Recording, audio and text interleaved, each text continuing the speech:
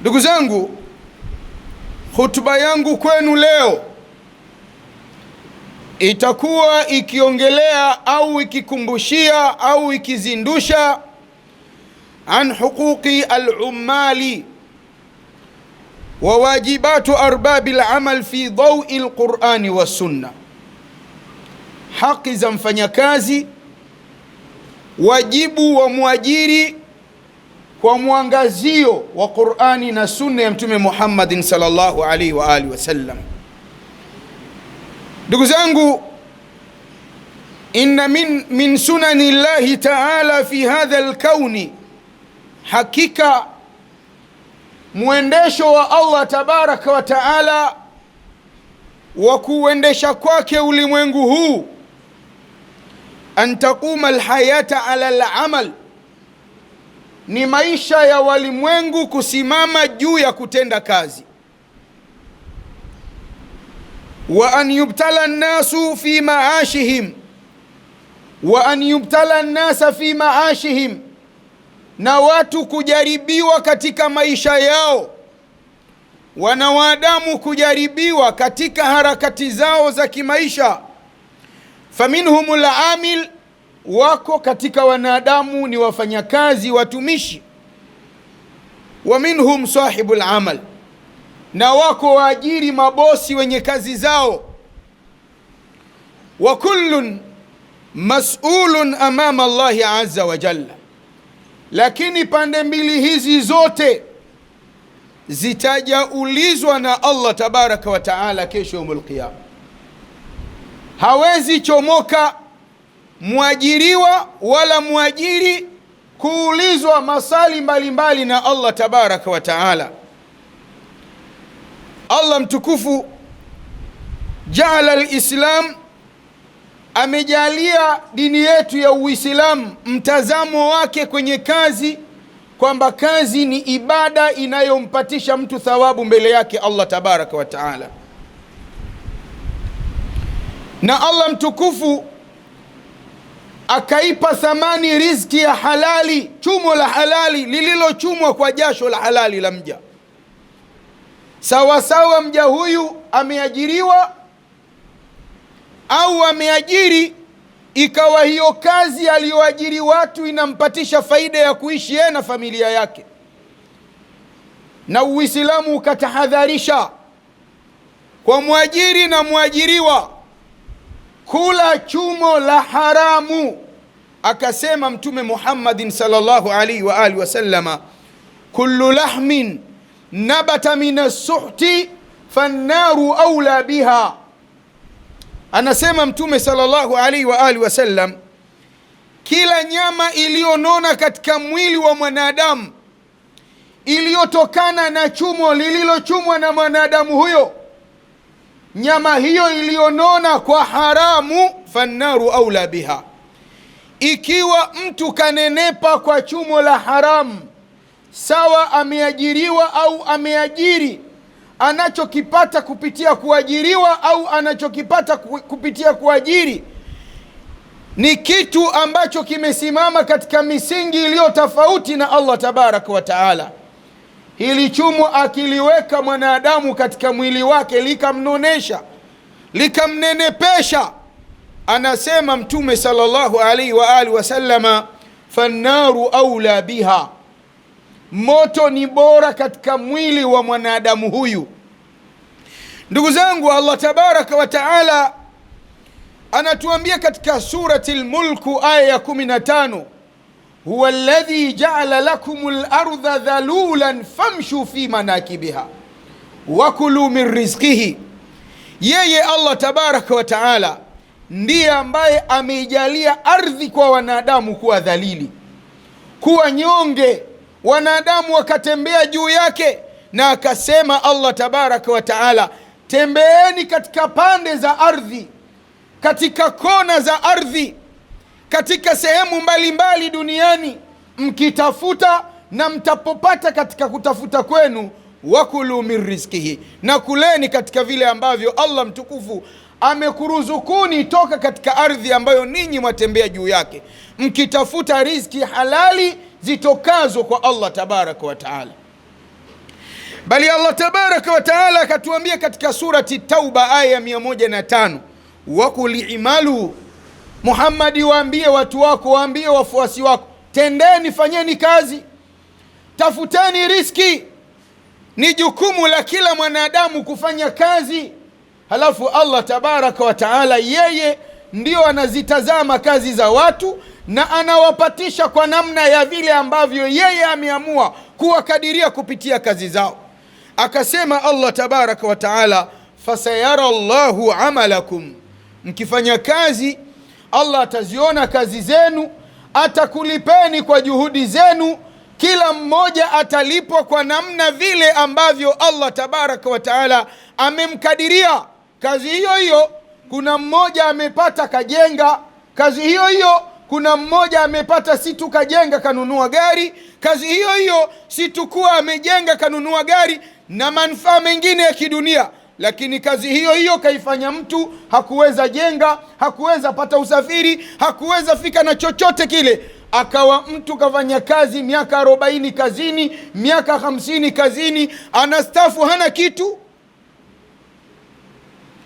Yote haya ni yale ambayo Allah mtukufu ameyakadiria kwa watu wake, kwa waja wake. Muhimu kwa waja ni kufanya kazi, halafu Allah ataziona hizo kazi za waja wake namna walivyozitenda.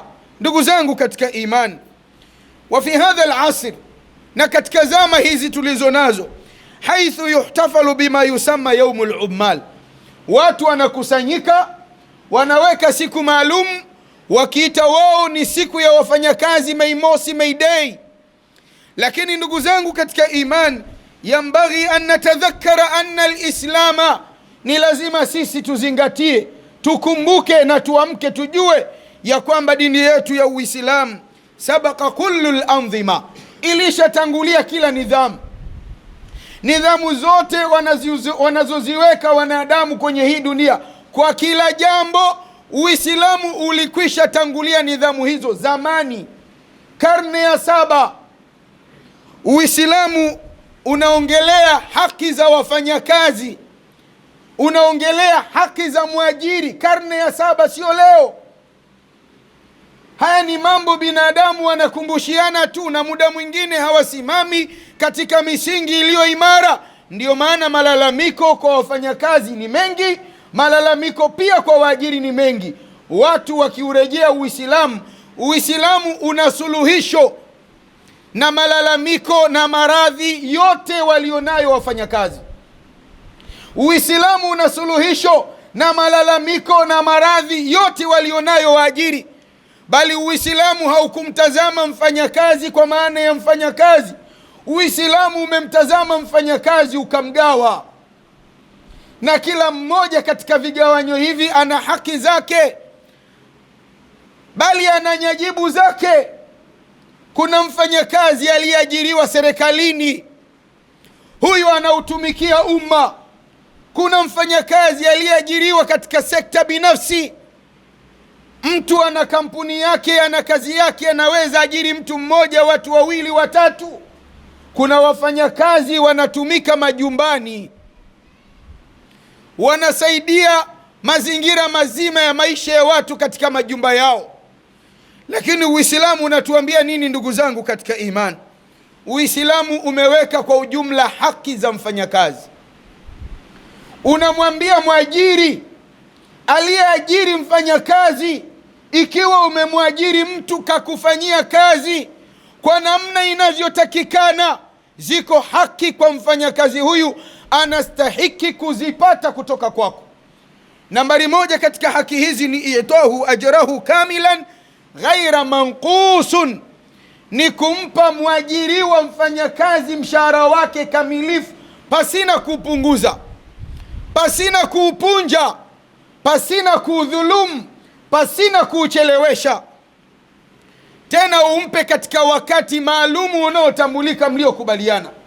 Akasema Mtume sallallahu alaihi wa alihi wasallama katika riwaya iliyothibiti ndani ya Sunanu Ibn Majah, anasema Mtume, atul ajira ajrahu qabla an yujifa araquhu, mpeni mfanyakazi mwajiriwa haki yake kwa maana ya mshahara wake kabla jasho lililovuja kwenye uso wake halijakauka, kabla ya jasho lililovuja katika mwili wake halijakauka. Katika hii dunia ya leo wako waajiri ambao wameandikisha watu kazi, halafu mtu anampa mwajiriwa wake, mfanyakazi wake, mshahara tarehe 40. Zimepita siku 30 za makubaliano za mkataba wa kazi, halafu mpaka ikaenda siku nyingine 10, siku 40 ndio mtu anapata mshahara wake. Wengine wanakwenda miezi miwili malimbikizo, wengine wanakwenda miezi mitatu, mwingine anakaa kazini miezi 6. Haya yote ndugu zangu ni miongoni mwa mambo yanayoonekana yanapatikana kwa waajiri wengi wa leo, lakini Uislamu unasema miongoni mwa haki za mfanyakazi, haki za mwajiriwa ni kupewa mshahara wake kabla ya jasho halijakauka. Hii ni nambari 1. Nambari 2, adami dhulmihi au istighlali, ni kutomdhulumu mwajiriwa au kumpunja katika yale mapato yake. Mnakubaliana kazi anayofanya, anafanya kazi masaa 9:30, halafu unamwacha kazini mpaka yanafika masaa 13, masaa 15, unampa mshahara ule ule, unampa mshahara ule ule pasina kumwongezea chochote, wakati makubaliano ya mwanzo kwenye kazi yenu ni masaa 9:30 au masaa 12, lakini huyu anakwenda anafikisha masaa 13 mpaka 15, muda mwingine mpaka masaa 18, halafu kisha unakuja kumlipa mshahara wa makubaliano ya masaa 9:30 au masaa 12. Hawa wanaofanya kazi za ndani, wao ndio hawana masaa. Muda wao wa kazi ni toka wanaamka 11 alfajiri mpaka analala saa 5 saa 6 usiku. Hana muda wa saa mfanyakazi wa ndani wa kufanya kazi, anatakiwa awe kazini muda wote.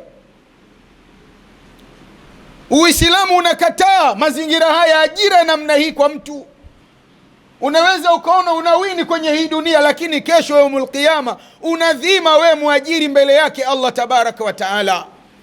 Wengine katika kudhulumu haki za wafanyakazi wanakimbia waandikisha mkataba, anakimbia muandikisha mkataba mfanyakazi wake, anamfanyisha kazi yeye, akichuma akipata mapato makubwa. Nguvu kazi inayotumika katika mwili wa mtu huyu haina inachokipata, haina inachofaidika nacho. Anahisi mwanadamu huyu kawini, ameshinda. Lakini Mtume Muhammadin sallallahu alaihi wa alihi wasallam anasema adh-dhulma dhulumatun yawm al-qiyama. Dhulma ndugu zangu ni kiza mbele yake Allah tabaraka wa taala kesho yaumul qiyama. Dhulumu tu, wewe fanyisha kazi mtu, mdhulumu haki zake, ukihisi kuwa umewini, umeshinda. Ni akili za kibinadamu ndizo zinakudanganya umeshinda, lakini hauna ulichokishinda katika hii dunia kabla hata ya kesho yaumul qiyama. Adh-dhulma la yadumu idha dama dammara, dhulma haidumu, dhulma haishi. Ukiona dhulma inaendelea kuwepo, inaangamiza, mtazame anayedhulumu watu. Kwa siku moja anameza madonge 30. Huyu anadhulumu watu, amezuiliwa asile nyama. Huyu anadhulumu watu, amezuiliwa asile chumvi. Huyu anadhulumu watu, amezuiliwa asile sukari. Huyu anadhulumu watu, amezuiliwa asile wali. Ana maradhi mwilini mwake. Haya maradhi akiyatafiti hakuyaleta Allah tabaraka wa taala kwake, ila kwa dhulma nyingi alizozipandikiza kwa watu na anazoendelea zifanya. Huu ni mtihani mkubwa ndugu zangu katika imani. Kila yule ambaye amesimama kwenye nafasi ya kuajiri akimbie dhulma kwa yule aliyemwajiri. Haki ya 3 katika haki za mfanyakazi ni arrahma. Arrahmatu bihi wa adami taklifihi ma la yutiqu, ni kumwonea huruma mfanyakazi na kutomfanyisha kazi, kumpa majukumu ambayo hawezani nayo, yako kinyume na uwezo wake wa kibinadamu. Mtume sallallahu alaihi wa alihi wasallam anawaambia waajiri, ima waajiri hawa ni serikali au waajiri hawa ni watu binafsi au waajiri hawa ni wale walioajiri watu majumbani kwao, anawaambia nini? Anawaambia hum ikhwanukum, au wafanyakazi wenu ni ndugu zenu.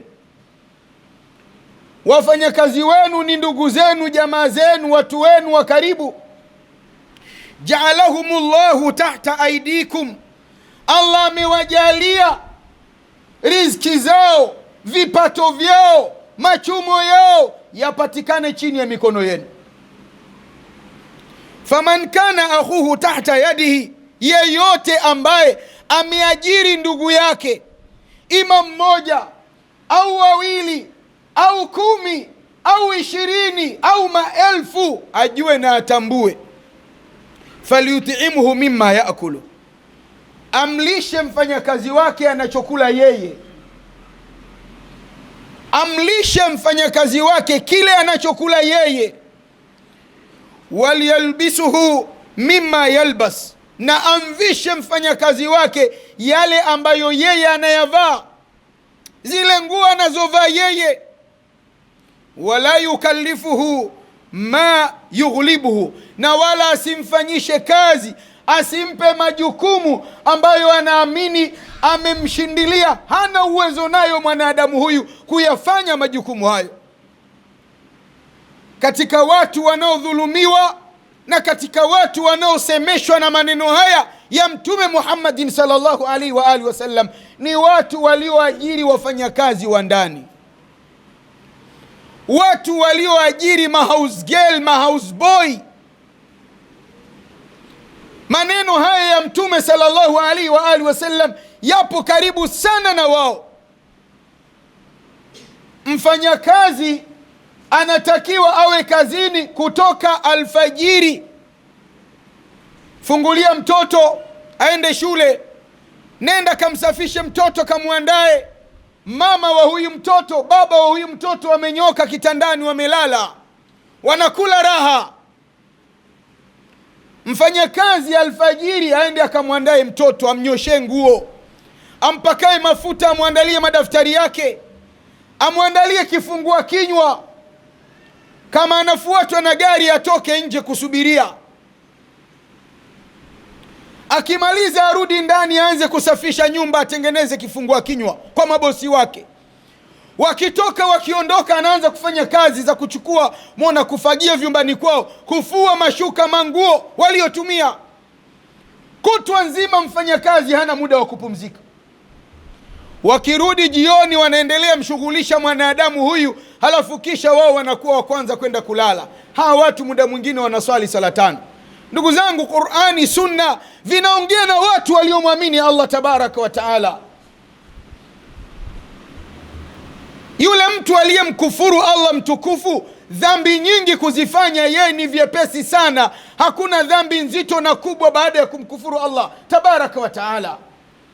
Lakini wewe unayesema umemwamini Allah, unasali sala 5, nafsi yako inakubali mtu toka saa 11 alfajiri yumacho, hana muda wa kupumzika, anafanya kazi pasina kufumba macho, tena akiambatanishiwa muda mwingine kwa watu wengine, waajiri wengine, na matusi na kejeli na masimango, bila hata kujua muda gani mtu huyo amekula. Mnakaa mnakula nyinyi, yeye asubirie mpaka ninyi mshibe ndio yeye ale.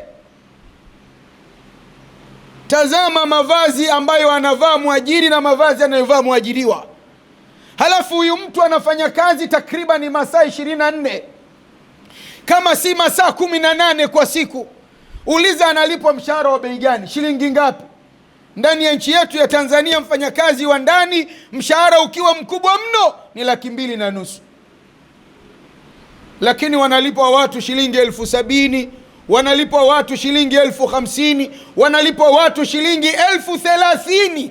Ichukua hii pesa Mpe huyu bosi aende akanunue vocha za kupiga simu zake, hata kumtosha haimtoshi kwa siku moja. Anapewa mtu mshahara mwezi mzima, ana wazazi wanamtegemea, wanasubiria awape chochote katika kile ambacho anakipata kwenye kipato chake. Ishini na maneno ya Mtume Muhammadin sallallahu alaihi wa alihi wasallama. Ikitokea mfanyakazi huyu amenawiri, anavutia, anang'aa, mwajiri tayari chuki zinaanza. Yani mwajiri na alicho nacho na mapesa alionayo na mali anazozimiliki, ana husda na mtu lofa huyu, mtu maskini huyu, fakiri anayehitaji kusaidiwa kujikwamua kimaisha. Unafikiria wewe kwenye akili ya kawaida kufanya kazi za ndani ni kitu ambacho mtu anakipenda? Ukasubiria watu wameamka, ukaenda fua mashuka yao, ukafua nguo zao. Wengine wasio na aibu katika waajiri, mpaka nguo zao za ndani wanaziambatanisha hapo. Anapewa mtu mfanyakazi mpaka nguo za ndani za bosi wake. Na nyingine, muda mwingine ni mwanamke kapatwa na ada zake. Kwenye akili ya kawaida na matamanio ya nafsi ya mwanadamu ya kawaida, anafanya kazi za ndani mwanadamu ni kwa sababu amekosa namna. Lakini kama pangelikuwa na namna nyingine angeweza kwenda fanya. Ni lazima uwe na huruma na utu, kuwa na imani na yule uliyemwajiri.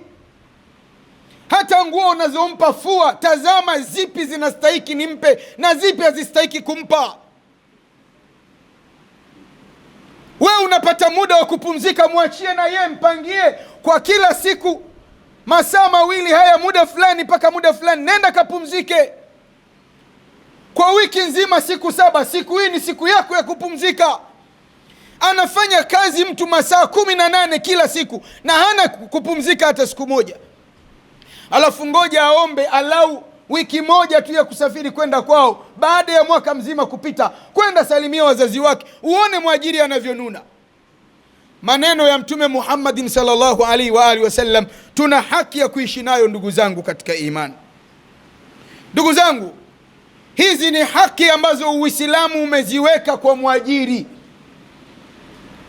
kwa mtu aliyeajiri mfanyakazi, ima serikalini au kwenye sekta binafsi au wafanyakazi wa ndani. Ni zipi nyajibu za mfanyakazi kwa bosi wake? Ni zipi nyajibu za mfanyakazi katika majukumu yake ya kazi? Uislamu umeweka nyajibu za mfanyakazi.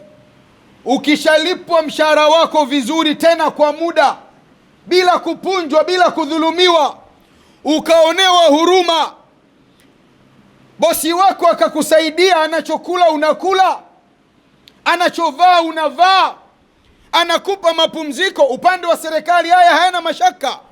Kila mtu anajua kwa mwaka na siku 28 za likizo, na anaweza siku hizi akazipata muda wowote, hata kabla ya kufika muda akazikopa, zitajakatwa ikifika kipindi cha likizo yake.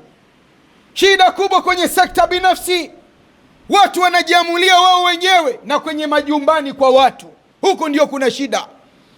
Lakini mfanyakazi akitekelezewa haki zake inavyostahiki, na yeye ana mambo ya wajibu ambayo anatakikana ayatende kwenye kazi yake kwa mwajiri wake.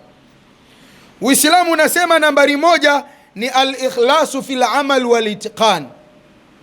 Mfanyakazi kuwa na ikhlasi kwenye kazi, kuwa na ikhlasi kwenye kazi na kuipatia kazi, kuifanya kazi kwa uaminifu. Anasema Mtume sallallahu alaihi wa alihi wasallama, inna Allaha yuhibbu idha amila ahadukum amalan an yutqina, hakika ya Allah anampenda mmoja wenu anapotenda kazi yake aitende kwa uzuri. Allah mtukufu anampenda mmoja wetu anapotenda kazi yake aitende kwa uzuri. Maneno ya Mtume Muhammadin sallallahu alaihi wa alihi wasallam. Watazame wafanyakazi wa leo, ameajiriwa mtu kazini, hasa watu wanaofanya kazi za umma za kutumikia watu. Hapa ndio pana shida kubwa mno. Haya muda mwingine ni rahisi kuyapata kwa watu binafsi, lakini yanakuwa mazito sana kwenye dunia ya leo kuyakuta katika taasisi za umma. Watu hawana ikhlasi na kazi zao,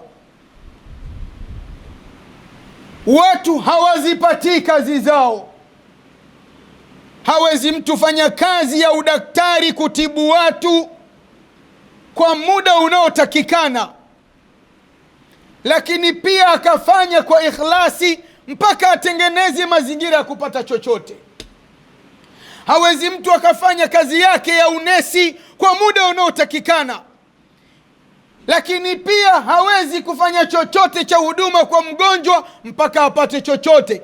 Katika maeneo ambayo wafanyakazi wanaliliwa, wananungunikiwa, wanalalamikiwa ni katika upande wa afya. Ndugu zangu katika imani, ukienda mahospitalini mpaka unajiuliza kana kwamba mtu huyu ajira hii alifuatwa nyumbani kwake akalazimishwa, au mwenyewe aliomba na akasimama kumuomba Allah mtukufu amjalie apate kazi hii.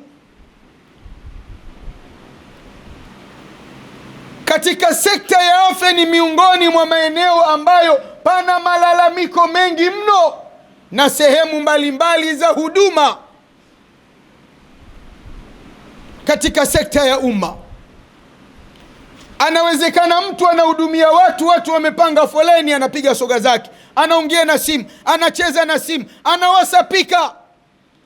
Kuna foleni ya watu 20 wanasubiria huduma yake.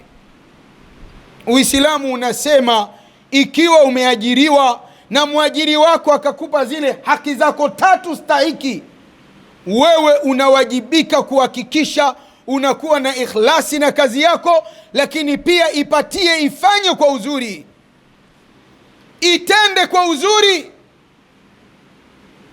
Ukiweza itenda kazi yako kwa uzuri, utakuwa umeepusha mazingira yako ya kazi na harufu za rushwa. Utakuwa umeiepusha kazi yako na mazingira yake na harufu ya ufisadi. Anaweka mtu mazingira ya kutoitenda kazi yake inavyostahiki kwa uaminifu na uzuri, ili aweze kupewa chochote. Kaajiriwa mtu anapewa mshahara, kaajiriwa mtu ana marupurupu yote, kaajiriwa mtu analipwa overtime, analipwa bonasi, na muda mwingine anatambuliwa kuwa ni mfanyakazi bora, lakini mtu huyu ndani ya kazi yake anasubiria mpaka apewe rushwa, mpaka awe atengeneze mazingira ya kupata chochote kitu kilicho kinyume na mfumo wa mshahara ambao yeye amekubaliana nao. Wajibu wa pili, ndugu zangu katika imani, ni al-amanatu wa adamil khiyana. Ni mtu kuwa mwaminifu katika kazi yake na kutoifanyia khiana hiyo kazi. Ndugu zangu katika imani, katika wadhifa wa mtumishi wa umma, uaminifu ni amana kubwa mno. Uaminifu ni amana kubwa mno. Watu wanaweza jidanganya.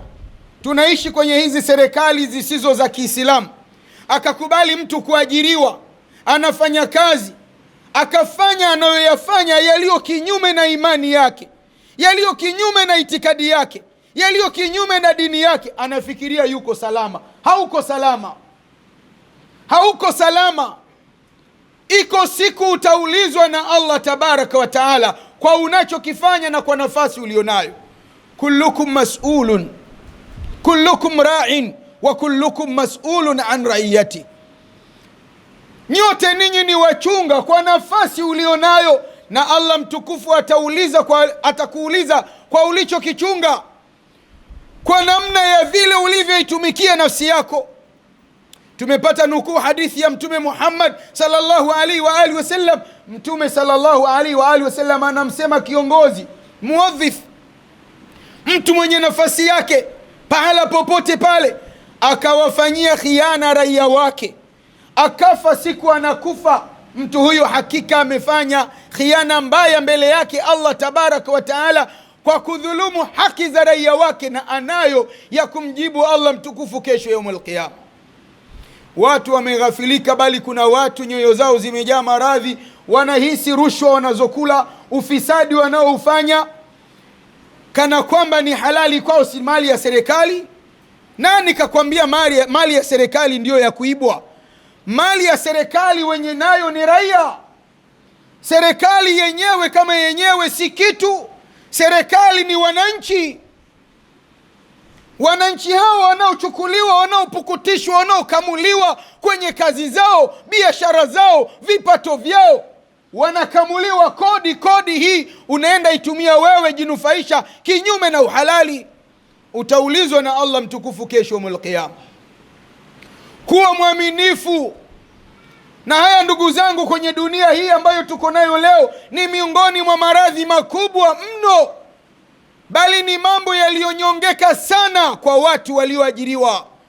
Kila mtu anatafuta ajira akiamini ndani ya miezi miwili mitatu, mwaka mmoja, kupitia ajira yake maisha yake yatakuwa yamebadilika, kwa sababu anachokifikiria kwenye kazi yake ni kuiba, na si kinyume na hivyo.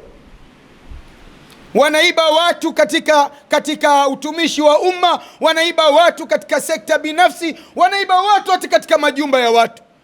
Kuna watu wangapi wameachwa majumbani, halafu waajiri wao wakaenda makazini, baadaye wanarudi waajiri wanakuta kila kitu ndani kimesombwa, kabeba mfanyakazi kila kitu ndani.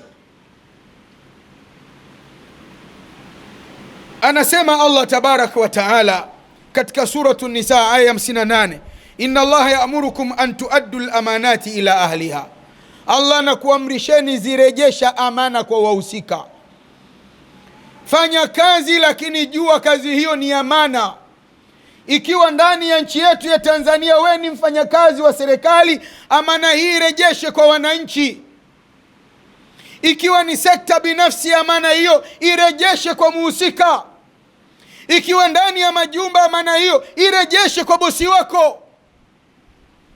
Wajibu wa tatu ndugu zangu, alwafau biluqud, kutekeleza mkataba. Tekeleza mkataba ilivyo sahihi. Watu wanaingia makazini, wanaandika mikataba, na kabla hawajaandika mikataba wanaisoma, wanaipitia, wanasema wameielewa. Anasaini mtu mkataba kuwa ataingia kazini saa 2 asubuhi, halafu mtu anakuja saa 4 asubuhi. Atatoka kazini saa 9:30 jioni, saa 10, halafu mtu saa 8, saa 7:30 akienda lunch hayupo kazini. Mwingine anaingia kazini saa 2 asubuhi lakini hajaingia. Kaingia saa 2 asubuhi kapanchi kwamba tayari kaingia kazini, lakini anapita chumba kile kupiga soga, anakwenda chumba kile, anakwenda chumba kile. Kuna watu wanamsubiria malundo, wanahitaji huduma yake, hayupo ofisini. Masaa 2 tangu amesaini kuingia kazini, hayupo katika kituo chake cha kazi, hayupo ndani ya ofisi yake. Haya ndiyo mazingira ya kawaida ambayo watu wanaishi nayo leo. Na Allah tabaraka wa taala anatuambia katika suratul Maida, ya ayyuhalladhina amanu awfu biluqud, enyi mlioamini tekelezeni ahadi. Bali wanawazuoni wetu wafasiri ya Qur'ani wanatuambia, wakifasiri maneno matukufu ya Allah tabaraka wa taala, wailul lilmutaffifina,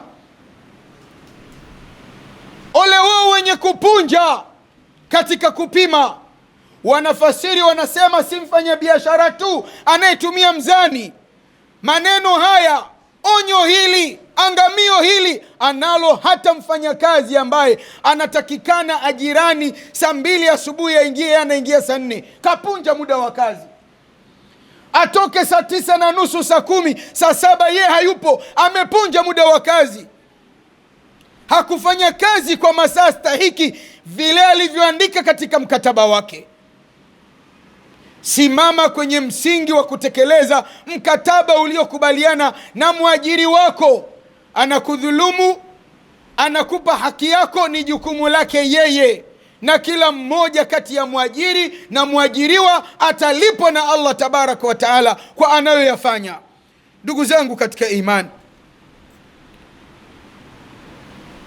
Mtume Muhammadin sallallahu alaihi wa alihi wasallam anatuambia, ya ibadi, enyi waja wangu nyinyi, katika hadithul qudsi, inni haramtu dhulma ala nafsi. Allah mtukufu katika hadithul qudsi anasema, mimi nimeharamisha dhulma kwenye nafsi yangu, nimekataza dhulma, nimezuia dhulma. Anasema, waja'altuhu bainakum muharraman, na nimeijalia dhulma baina yenu enyi waja ni jambo la haramu ambalo hastahiki yeyote miongoni mwenu litenda. Fala tadhalamu, anasema Allah, basi msidhulumiane, msiishi kwenye hii dunia hali ya kuwa mnafanya dhulma baina ya watu. Ndugu zangu katika imani, Al-Imamu Ibn Taymiyyah alipata sema katika maneno ambayo tuna haki ya kuyafanyia kazi sisi, na hasa haya ni upande wa watu wa serikali na sekta binafsi na hata waajiri katika majumba. Anasema, inna Allah yuqimu dawlata al-adila, hakika ya Allah anaisimamisha dola yenye uadilifu, anaifanya kuwa imara serikali yenye uaminifu katika ardhi hii. Wa in kanat kafira, hata kama dola hiyo, serikali hiyo itakuwa ni ya kikafiri. Akasema, wala yuqimu dawlata adh-dhalima wa in kanat muslima, na wala haisimamishi dola yenye kudhulumu hata kama dola hii itakuwa ni dola ya Kiislamu.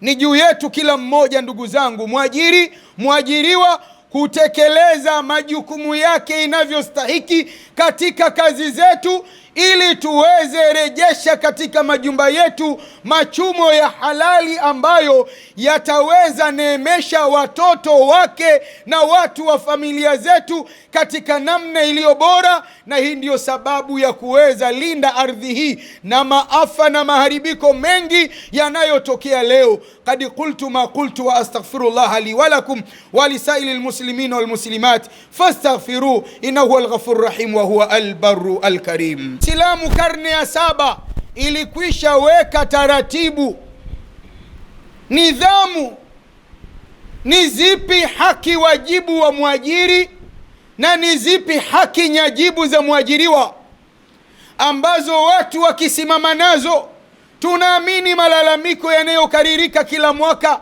na muda mwingine haupatikani mwarobaini wake, yakawa ni yenye kuendelea kukaririka. Uislamu pamoja na kuweka haki za mwajiri, mwajiriwa, wajibu wa mwajiri, mwajiriwa, bali Uislamu unaangazia ikiwa mwajiri anafanya dhulma, ikiwa mwajiriwa hatekelezi nyajibu zake. Uislamu umeleta dawa ambazo akitumia mtu ni sababu ya mwajiri kutomdhulumu mwajiriwa, na mwajiriwa pia kutoifanyia khiana nafasi yake ya kazi. Nambari 1, ndugu zangu katika haya, ni tarsikhu taqwa wa muraqabatullah. Dawa nambari 1 inayoweza leta tiba katika mwarobaini wa matatizo, mashakili ya kazi za watu kwa mwajiri na mwajiriwa, kwanza ni kuifanyia repair ucha Mungu katika nafsi za waja, na watu kuamini wanavyotembea, walipo wamekaa, popote walipo Allah yupo pamoja nao, na kila wanachokifanya Allah anajua, anaona, na wataulizwa. Hakuna namna ya kuepuka maulizo ya Allah tabaraka wa taala. Na siku zote Allah anapomuuliza mja wake juu ya jambo katika siku ya hukumu, kesho yaumul qiyama, ni ima mja huyu kufaulu akadirikiwa na pepo, au kuangamia akawa ni mtu wa motoni. Ya Rabbi tunusuru, tulinde na moto wa Jahannam unaotokana na mwajiri kudhulumu haki za wafanyakazi wake, kadhalika mwajiriwa kufanya khiana ya nafasi yake ya kazi katika kazi yake. Ndugu zangu katika iman, Allah tabaraka wa taala anatukumbusha katika suratul Alaq aya ya 14, alam ya'lam bi anna Allah yara. Wewe mwanadamu uliyeghafilika, ukafanya unayoyafanya kwenye ajira yako, ukahisi hakuna anayekuona, hakuna anayekufikia, lakini Allah mtukufu anakukumbusha, mwanadamu hajui bi anna Allah yara, ya kwamba hakika ya Allah anaona kila jambo linalotendeka. Haoni peke yake, bali anajua, anatambua, anajua serikali fulani duniani katika nchi fulani inadhulumu wafanyakazi wake, anajua kampuni fulani linadhulumu wafanyakazi wake, anajua mtu fulani nyumbani kwake anadhulumu wafanyakazi wake. Na mtihani mkubwa muda mwingine pamekuwa na mashirikisho, commission, timu za wafanyakazi, lakini hazina umoja baina ya wafanyakazi wenyewe. Wanachagua viongozi, viongozi wanahongwa, wanazidi kukandamizwa. Kuna watu wanatumikishwa makazi, ndugu zangu, kwenye nchi hii, kazi nzito, ngumu, kazi zinazoriski uhai wao, wala hawana mshahara wa uhakika, hawana ajira ya uhakika. Manyanyaso kwao yamejaa, yamekithiri. Mwajiri si tukua anampunja mtu mshahara, bali na matusi na kejeli juu. Mfanyakazi wako mama yake amehusika vipi na kosa la mfanyakazi wako? Matusi, anatukanwa mtu, anatukaniwa mama yake. Kwenye sekta binafsi haya ni mengi mno, na vile mtu anavyojisikia naweza nikafukuza muda wowote. Ukiwakuta waajiriwa wenyewe, maskini ya Mungu, hawana umoja. Laiti watu wangelikuwa na umoja, wanafikia wanaamua kwa umoja wao. Ikiwa hivi sasa tunasema hivi, adabu zingeweza patikana na heshima, watu wangeweza kuheshimiana. Watu wako mbali mno na Allah tabaraka wa taala, hawajui dhulma wanazozifanya, manyanyaso wanayoyafanya, masimango wanayoyafanya kwa wafanyakazi wao. Kama kuna siku wataulizwa na Allah tabaraka wa taala, na kuwa haya wanayoyafanya Allah mtukufu anayaona.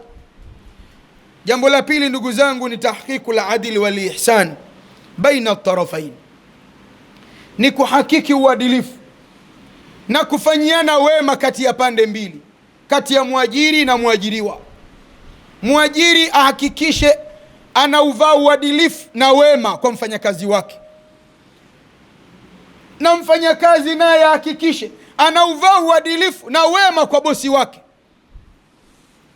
Inna Allaha kataba al-ihsana fi kulli shay'in, Allah ameandika wema kwenye kila jambo. Ukimkuta bosi mwajiri ni dhalim, mfanyakazi naye pia vile vile ni dhalim. Kazi nyingi watu wanafanya, wanadhulumu. Ukienda kwenye kazi za mambo ya transport, watu wanaendesha magari, unamkuta mfanyakazi driver akisafiri, akirudi zimebaki lita 100-200, hazirudishi kwa bosi wake, anazinywa. Ukimuuliza anakuambia wenzangu wanazirudisha, pia yeye ananidhulumu. Hii ni kwa sababu bosi si mwema kwa mfanyakazi, mfanyakazi naye anaondoka kutokuwa mwema kwa bosi wake. Kila mmoja anamtafuta mwenzake. Nenda kwenye majumba ya watu, bosi akiondoka, mfanyakazi wa ndani atabakia nyumba ya uani, hawezi kuingia ndani. Anatembea mtu na ufunguo wake. Kina Abubakar Siddiq, radhi za Allah tabaraka wa taala ziwe pamoja nao, wakati Mtume sallallahu alaihi wa alihi wasallam anafanya hijra, anahama kutoka Maka kwenda Madina, tazama watu waadilifu, tazama watu wema walioajiri wakawa wema. Mtume sallallahu alaihi wa alihi wasallam anafika nyumbani kwa Abubakar, anamwambia nadhif baitaka ya Abubakar, safisha nyumba yako ewe Abubakar. Abubakar anamwambia nyumba yangu ni safi ewe Mtume wa Allah. Unafikiria nyumba ya Abubakar ilikuwa imejaa uchafu? Nyumba ya Abubakar Siddiq ilikuwa ni safi kwa maana ya usafi, bali ilikuwa imejaa wafanyakazi wanaomtumikia kwenye miradi yake, wanamchungia wanyama wake. Mtume sallallahu alaihi wa alihi wasallam ana misheni nzito ya siri ambayo haitakikani mtu yeyote asiye mwaminifu kuisikia na kuijua. Ataenda uambia Makuraish, halafu makafiri hawa wakaweza wakamata kabla hawajafika mbali. Abubakar anamwambia nyumba yangu ni safi, kila unayemuona ndani ya nyumba yangu hana matatizo, ni mwaminifu. Wakati wakiwa katika gharu Hira, gharu Thauri, katika pango la mlima wa Thauri, wamejificha kwa siku 3, aliyekuwa anawapelekea vinywaji na kuwapa habari za Maka panasemwa nini katika mchakato wa kukutafuteni, bali anaficha nyayo za mtoto wa Abubakar Asma na kaka yake Abdullah. Kila usiku wanapokuwa wanaenda kuwatembelea, kuwapelekea chakula, asubuhi alikuwa ni Amir ibn Fuhaira, kijana mwenye umri wa miaka 46, miaka 36, anachunga wanyama wa Abubakar Siddiqi. Asubuhi anaamka, anachunga mbuzi, kondoo, ngamia, anawasaga akiwapitisha njia ambayo amepita Asma na Abdullah usiku, kufuta nyayo zao zisipate onekana, zikapata tambuliwa. Kisha anafika pale, anakamua maziwa, anawapandishia juu na anawaambia, Maka panasemwa hivi na hivi. Na huyu ndiye aliyetekeleza mission ya kumtoa mtume pale, kuianza safari ya kuelekea Madina, pamoja na mtu bingwa mwenye kujua njia za siri zote za kutoka na kuingia Makkatul Mukarrama, Abdullahi ibn Quraidha, mfanyakazi wa ndani. Tazama watu walivyoishi kwa wema na uadilifu nao wafanyakazi wao, halafu wewe ulivyokuwa dhalim. Matusi ndiyo pambio la mfanyakazi wako, matusi ndiyo vazi la mfanyakazi wako. Tena humtukani yeye tu, kamwambia pua yako ni kubwa, unamtukania mama yake, unamtukania baba yake, unamsimangia familia yake kwa umaskini alionao kwa kuja kufanya kazi kwako. Haya ni mambo ya kawaida wanayafanya leo, na ajabu sana watu wanaswali sala 5 na sijida wanazo. Maana hili jambo la kawaida kwa kafiri ambaye ameshindwa kumwamini Allah, lakini ni jambo la ajabu kuonekana analifanya mtu anayedai amemwamini Allah tabaraka wa taala. Muangalie Anas ibn Malik, radhi za Allah tabaraka wa taala ziwe pamoja naye, khadimu rasulillahi sallallahu alaihi wa alihi wasallama 10 sanawati, mtumishi wa ndani wa mtume sallallahu alaihi wa alihi wasallam, miaka 10 Madinatul Munawwara. Anas mwana wa Malik anasema haijawahi tokezea siku moja mimi Anas ibn Malik, mtumishi wa mtume wa Allah, rehma za Allah ziwe juu yake na watu wake na amani, ananifokea kwa jambo ambalo hakunituma kulifanya na mimi nimelifanya, wala kunifokea kwa jambo ambalo amenituma kulifanya sikulifanya inavyostahiki. Anasema wallahi ma qaharani, ninaapa kwa Allah mtukufu, mtume hakuwahi nigombeza, hakuwahi nifokea, hakuwahi nitukana. Wewe na mtume wa Allah ni nani? Laqad kana lakum fi rasulillahi uswatun hasana. Unasema wewe ni Muislamu, lakini Allah mtukufu anasema amekuwa kwenu ninyi mtume wa Allah ni kiigo chema. Nyinyi leo mnasema model mwema. Kama kuna wa kumuiga katika maisha haya ni mtume sallallahu alaihi wa alihi wasallam. Angalia namna gani aliajiri watu na alivyowalipa mishahara yao na namna alivyoishi nao kwa wema na uadilifu. Alikuwa mtume sallallahu alaihi wa alihi wasallam anampa chakula mfanyakazi wake, kikombe cha maziwa, kwanza anywe yeye mpaka ashibe atosheke, ndio yeye anywe. Mimi na wewe leo tunawapa wafanyakazi wetu makombo mpaka sisi tushibe, ndio na wao pia wale. Nguo nikichoka mimi ndio nimpe yeye avae. Mshahara wenyewe ndio huo ambao mwezi mzima tukikupa wewe ni vocha tu, tena ya masaa 6. Maana kuna watu kwa siku moja bando la shilingi 50,000 wala halimtoshi. Dawa ya 3 ndugu zangu katika imani, tawthiqul uqudi wal huquqi biwuduhin, ni kuhakikisha kila mmoja, mwajiri na mwajiriwa, tunaisimamia vema mikataba tuliowekeana ya kazi zetu. Mkataba wa kazi ambao umemwekea mtu usimpunje wala usimbadilikie, na wewe umekubali ukasaini mkataba, usipunje usibadilike.